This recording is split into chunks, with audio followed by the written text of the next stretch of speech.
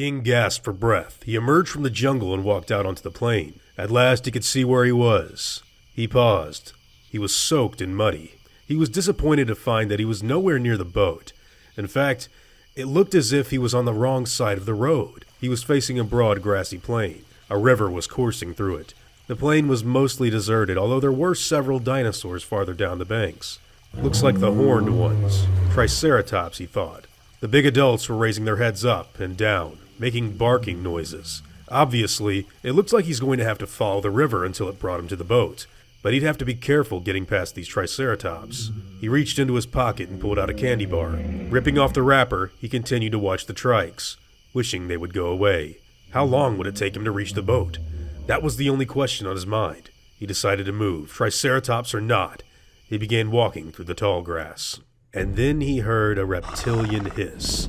It was coming from the grass, somewhere to his left. He noticed a smell, a peculiar rotten odor. The candy bar didn't taste so good anymore. Then from behind him, he heard splashing. It was coming from the river. King turned to look back. He saw two dark, striped lizards moving across the river. They walked on their hind legs with a sort of hopping motion. They snapped their long jaws and hissed menacingly.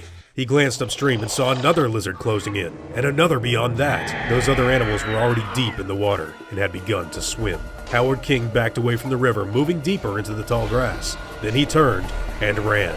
He was chest deep in grass, running hard, gasping for breath, when suddenly another lizard head rose up in front of him. He dodged, changing directions, but suddenly the nearest lizard leapt in the air. The creature jumped so high its body cleared the grass. He could see the entire animal flying, its two hind legs raised to pounce. King turned again, and the lizard shrieked as it landed on the ground behind him. He ran on. He was energized by pure fear. Behind him, he heard the lizard snarling. He ran hard. Ahead was another 20 yards of grassy clearing, and then the jungle began again. He saw trees. They were big trees. He could climb one and get away. Off to the left, there was another lizard moving diagonally across the clearing towards him. King could only see the head above the grass. The lizard seemed to be moving incredibly fast. He thought, I'm not going to make it, but he would try. Panting, lungs searing, he sprinted for the trees. Only 10 more yards to go. His arms pumped, his legs churned, his breath came in ragged gasps. And then something heavy struck him from behind. It forced him to the ground and he felt searing pain down his back. He knew it was the claws. They dug into the flesh of his back and he was knocked down again. He hit the dirt hard and tried to roll, but the animal on his back held on. He was not going to be able to move. Pinned down on his stomach, hearing the animal snarl behind him, the pain in his back was excruciating, dizzying, and then he felt the animal's hot breath on the back of his neck. He heard the snorting breath and his terror was extreme. Then suddenly, a kind of lassitude, a deep and welcome sleepiness overtook him. Everything became slow. As if in a dream, he could see all the blades of grass in the ground in front of his face. He saw them with a kind of languid intensity, and he almost didn't mind the sharp pain on his neck. He almost did not care that his neck was within the animal's hot jaws. It seemed to be happening to someone else. He was many, many miles away. He had a moment of surprise when he felt the bones of his neck crunching loudly. And then blackness. Nothing. Up in the high-hide, Dr. Thorne told Arby and Kelly to look away. He drew the boy towards his chest, but Arby impatiently pushed away again. He was watching what was happening. Thorne reached for Kelly, but she stepped away from him, and she also stared out at the plain. Don't look, Thorne kept saying. Don't look. The kids watched in silence.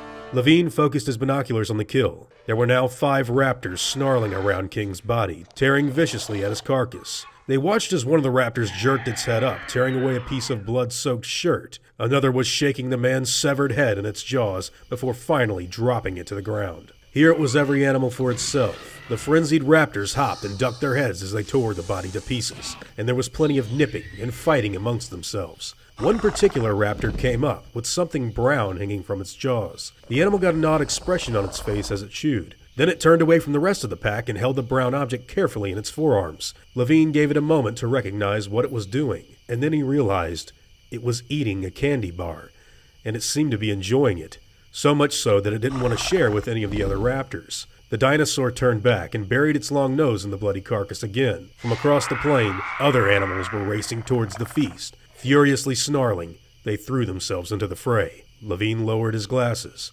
and looked at the 2 kids. They were staring silently, but calmly at the kill.